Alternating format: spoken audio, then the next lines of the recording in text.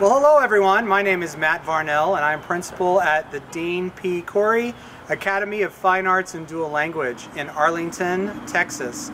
It's so great to see you today. I want to thank you for spending some time with us. Our hope today is to tell you a little bit about our collaboration process and how we get to arts integration. So let me show you around a little bit. We're very proud to be a part of Arlington ISD, and in Arlington ISD we decided that our Fine Arts and Dual Language Academies, there are two of us, that we were going to focus on the A+ model from North Carolina. This is an arts integration program that's been in place since 1995, and it's working great for us. The A+ model differentiates between multiple intelligence strategies and arts integration strategies. So, multiple intelligence strategies are based on the work of Howard Gardner. Many of us know about Gardner, and we know that those things work really well. So whether I'm a logical person, or whether I'm an athletic person, or maybe I have high interpersonal skills, all of those things have a place. We change the question from how smart are you to how are you smart. That's a big part of our success. Multiple intelligence strategies can happen all the time. An arts integration lesson happens very specifically when I have an academic standard and I have a fine arts standard. When I teach those together as part of one lesson, I have an arts integration lesson happening. We're going to go listen in on some collaboration that's happening right now between some of our teachers. Let's go check it out. So I should get some drums or some percussion instruments, right? Oh yeah. So you could easily. And they can do sponsored stuff, and they can utilize it for that. They can do costumes, things like that. And you know, like even like the notes too, like for adding fractions, I can have them add like the fractions of the notes. Oh yeah, like a 16th note. If they ask for a art gallery, so what did you make of it and make a linear, probably won't have added to rhymes. So if they're connected, there won't be any pattern, like a straight line. And then graphing equations, like And then you I cut don't even know how to turn that into. you fold it over. When our teachers get together to collaborate, these two documents are the important pieces that they use to plan. So as pre-work, teachers go in and they fill out a concept map and a vocabulary map. You can see here that we've got everything divided by week, and each teacher will enter their content for the next 6 weeks. It helps them to be prepared. They put themes, they put main ideas, they put their standards, and they put their big important ideas. So all of that time really helps make the collaboration session focused and helps everybody to be efficient. If I'm the science teacher, I can look across all the other disciplines and see where the connections to my content might be. The same goes for my arts integration piece or my language integration. So teachers very much work together and plan this concept map. In addition to our concept map, we also use a vocabulary piece. So you can see that this is structured the same way, except the key vocabulary for the unit are going to be captured on this document.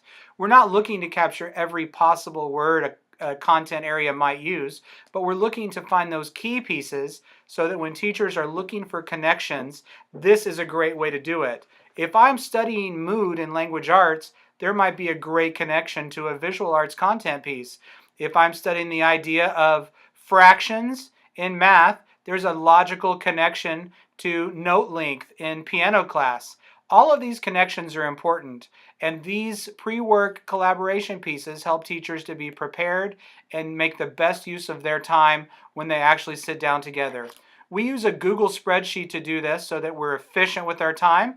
And at the end of this session, if you take a look at the handout, it has a sample of that spreadsheet so you can feel free to take and use if it helps you in your school. So we want to make sure that we talk about the fact that arts integration is really important. But arts for the sake of art has value too. So part of what we do is we talk about each artist and what makes them tick. And we do that starting from kindergarten. Even though our kindergartners are learning half of the time in Spanish, half of the time in English in this dual language program, we make sure to focus on all of the base of the artist too, and why the artist is valuable and why the artist did what they did. So when we talk about an artist like Mondrian, you can see that the kids are actually trying to represent that work as well. So it is about arts integration. It's also about understanding the value of the artist and what the artist's medium is and what they're trying to tell us, because the message is just as important as the product. Well, who better to speak about the importance of the collaboration than the teachers themselves, the people who implement these cool lessons all the time. I'm here with Miss Hudson, and Miss Hudson's a 4th grade teacher.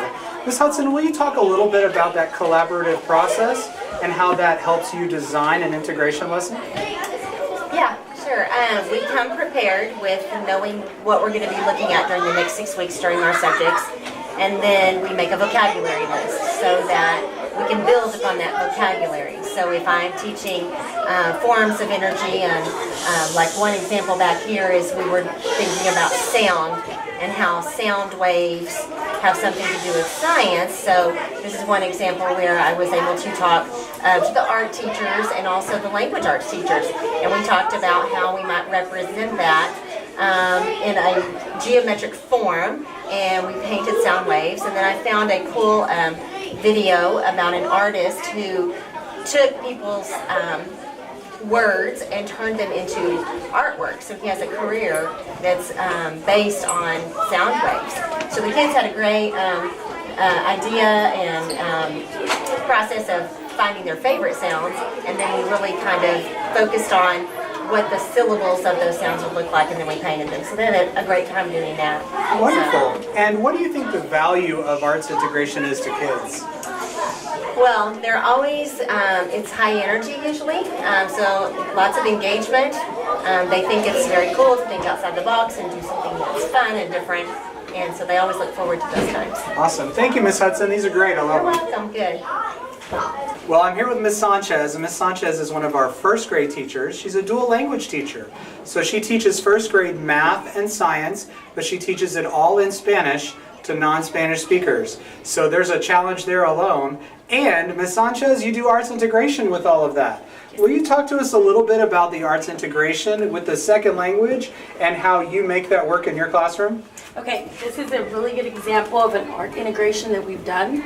The kids have to create their own art project, which in this case was a turkey, and they had to count the feathers. We incorporated for them to use their colors, their lines, and then counting. And then from there, this is a math piece of it where we created a graph, and the kids were able to answer questions regarding the art project that they did. And Ms. Sanchez, when you get together in those collaboration sessions, what's the value of those collaboration meetings for you? The value in that is that we are able to collaborate in the fine arts piece with the content piece together. We're able to use our ideas because we're not always aware of what they do on the arts piece side, but when we have that and we can sit together and collaborate, we're able to have ideas and come up with art projects like this. Great job. Thank you, Ms. Sanchez. Thank you. I want you to see a little bit of what it looks like when kids are doing arts integration. This is Cambry. Say hi, Cambry. Hi. Cambry, can you tell us what your project was today? So we read a book called Snowman at Christmas, and so we're making a project and we're doing shading. So one side is dark and then the other is light, and so we're making snowman and we're making it into a bird. So you read the book and then you're doing a project with it, and then the snowman has to do something special, huh? Yes. All right, I can see that you're in the middle of the project, and I like that talk about shading. I can see you're well underway. Good job, Cambry. High five. So here we are in our dance studio, and you can see some of the kids behind us are busy working on their dance routines. One of the things that they did earlier this year was they actually talked about integers, and they wrote a dance using positive and negative space to match their integers. You can find these connections in lots of ways. There's great resources, but the best resource we have at our disposal is our teachers. So finding that collaboration for our teachers really is the time that's the most valuable, and it's the best resource that we have. So another example of integration that we're doing is between our piano teacher and our science classes. And these guys were talking about solids, liquids, and gases, and they were trying to conceptualize, what does this sound like? What what would the sound of a solid look like as compared to a gas? And the kids work together, and this is how we post our evidence of our collaboration. We talk about our science standards, we talk about our music standards, and then I ask teachers to post those together so we can see how they work. So kids actually did compositions based all on these different forms of matter, whether it was a gas. They talked about what pitch should that be, what should the rhythm look like, what if it's a solid, how is that different? And then the kids generated QR codes, so you can see here some examples of QR codes that talk about what they did when it comes to their sound and their properties of matter put together. You know, one of the most important things I can tell you is that you celebrate what you want more of. And we're really proud of some of our student work. And you can see here in our Multiple Intelligence Museum, we have some examples of projects that some of our younger kids did. They did a writing exercise, and they paired that up with a Play-Doh sculpture that they made that the character goes with the actual story. Great example. It doesn't have to be fancy to be hands-on, to be tangible, and to be arts-driven. If we move on a little bit, we can see some 5th grade projects. And these are arts integration projects that they did, and they are found art superheroes. You guys did found art superheroes, huh? So tell us a little bit about your project.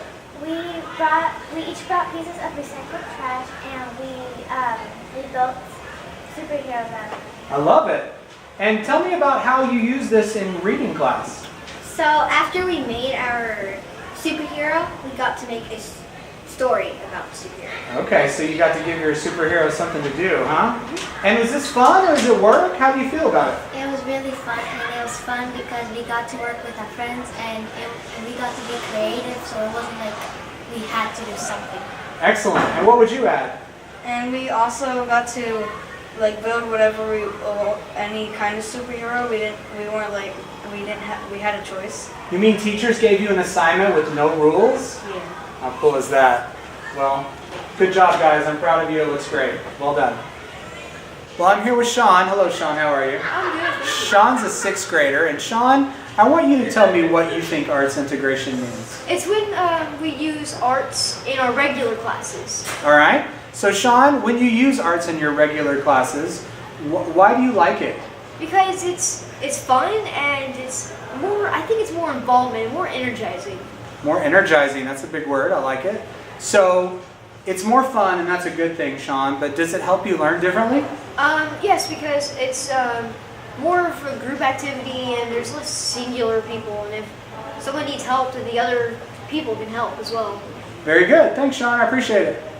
So we talked a lot about collaboration. We've heard from a few students, and you can hear that they understand what they're doing. They understand the arts teak, they understand the content teak, and how they go together. We also want to talk about the value of the products they create. So these products sometimes are all about personal expression, and sometimes they're about the value of the collaboration. But they always have depth and complexity. If you're not familiar with the Rigor and Relevance Framework, I suggest that you learn more about it from ICLE, the International Center for Leadership and Education. Wonderful, wonderful piece that drives our work. And when you do an arts integration lesson, you're automatically in Quadrant D. It's a huge focus, and it's a big part of what we do here at Corey. And thanks to our broadcasting team, we had this wonderful video today.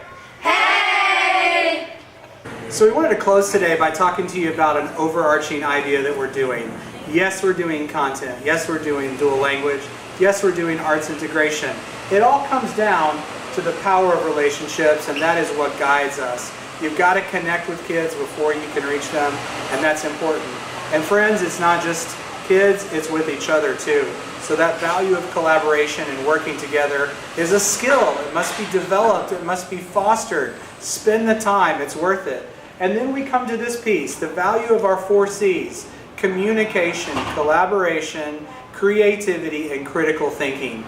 Those are powerful assets that will make any relationship stronger and make any instruction better. So we encourage you to really focus on that.